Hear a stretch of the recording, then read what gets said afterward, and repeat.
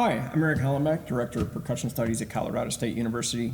I'm talking about the 2025 Colorado All-State Band Timpani Etude. And this is basically page 21 from Musical Studies for the Intermediate Timpanist by Garwood Whaley. And they just want you to play, it's the last 11 bars of this piece. And that goes for the CSU Honor Band and the Northern Colorado Honor Band. So anyways, this one is pretty straight ahead. We're talking about 3 drums. You may not have them, but if possible, you want to use the bottom largest 3 timpani. If you don't have them, you could use the 29, 26, and 23. That means the F on the low end is going to be at the very end of the very bottom of the 29-inch timpani. But if you have the larger one, you have a 32, a 29, 26, I would use these 3 as the range will be higher within each timpano, and therefore you'll get a little clearer sound through that. So first thing, like any timpani piece, is really talk about the tuning aspect of it. So a couple things. Basically, you're going to tune probably the bottom first, that low F, and then the C, then the F above it in octaves. And that will end up having an F to C, a perfect fifth, and C to F, a perfect fourth, and then you have an octave. And you want to kind of check it that way. So a couple things is you want to have a procedure of tuning. So the first thing I use is a tuning fork. I would encourage you not to use a pitch pipe because then it doesn't really help use your ear to develop intervals. The other thing too is that pitch pipe we can actually hear, so you can't really use it in a concert setting. So I would use a tuning fork, an A for 4 tuning fork, so you get A. And then what I do is I make A mi, and I sing mi, re, do, ti, do, and that's my F. Now on the bottom, the 32, this range, and it's important you know the range is F up to, D up to A. So F is going to be right in the middle of that. So I know that if I start low on the pedal, it's going to kind of move to about the middle. So I got mi, re, do, ti, do. So here's my F. I'm going to use my left ear, left foot in the playing area, play it once, and then gliss up to it until I get to where I think is an F, and then I'm going to tap it again softly and dampen it. So I try and use the procedure of just hitting the drum twice. A lot of times if you sing into the drum or you're playing it multiple times, you kind of lose the pitch accuracy that's in your head. And so I would just, again, aim for hitting it twice, one below the pitch gliss up, hit it again to check, and then you're done on that. Okay, the next one, again, this is a 29-inch drum, so this range is F to C, and we are going to have a C, which is in the very top of this range, so I know the pedal is going to go towards the top. So I got my F, F, and then I've got Do, Mi, So is my C. So I've got the C in my head. Again, my pedal's below.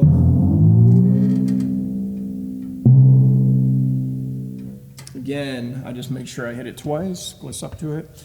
And then, basically, I have the top F, which is an octave below the bottom pitch. And this F on the 26, again, this range is typically B flat to F, so it's going to be at the very top of the range. So I know the pedal's going to go to the very top.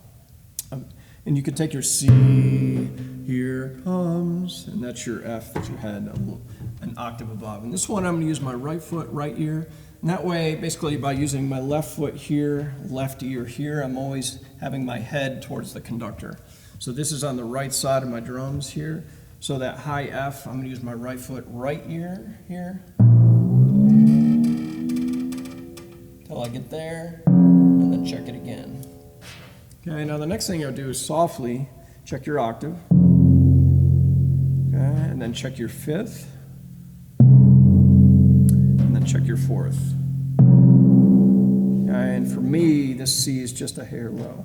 And I can sense the easiest in fifths. We hear power chords all the time in pop music, so it tends to really stand out if the fifth is not exactly together. Same with the octave.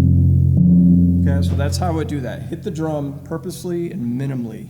So again, there's kind of 3 things when tuning timpani. You want to be fast, you want to be accurate, and you want to be soft. Those are kind of the 3 things that I aim for. Try and use a tuning fork and not a pitch pipe. So a couple things with this. One is that like any timpani piece, especially when you got extreme ranges, you've got kind of this mid-range low and you got this high F here. The high F you need to treat with just a sense of gentleness.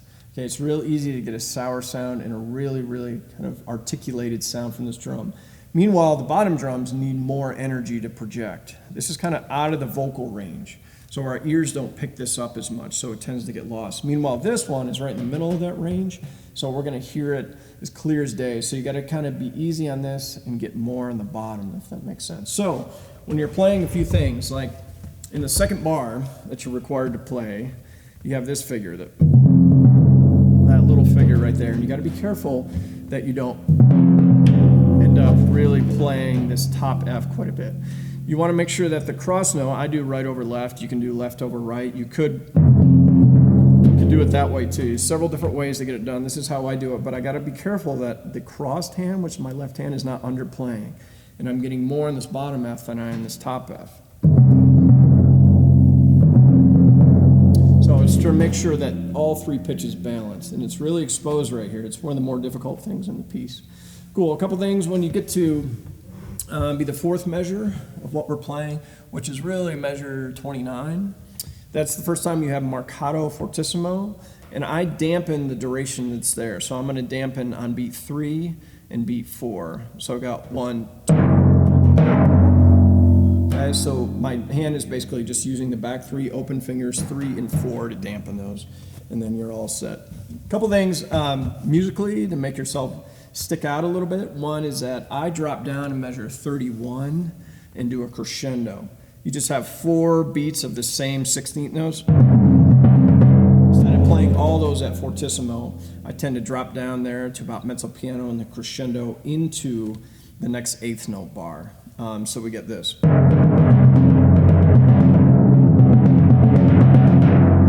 Just to give a little more musicality, the same thing at the end, this. Actually kind of decrescendo out to the end. So I would add a little bit extra in there. So again, the big thing as you're playing figures like this,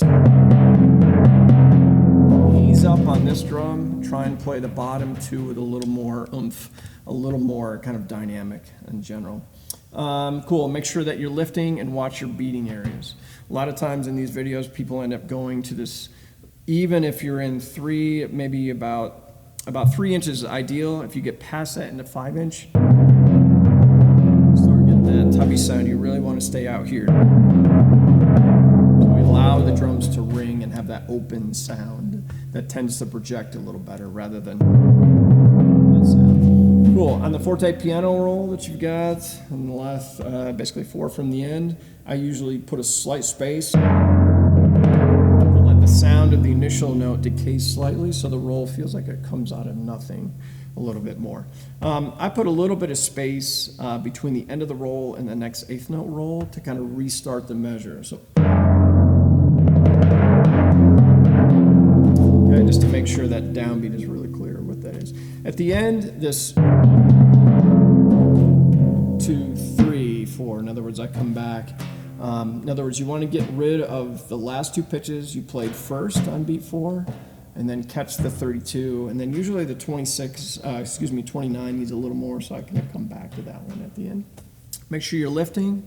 Make sure you're not playing too heavy. It doesn't matter if you're playing match grip or French grip this way, or American, which is halfway in between. Either way, you want to make sure you lift and watch your beating spots on this. So have fun with this, enjoy this one, and play with some energy. So thank you.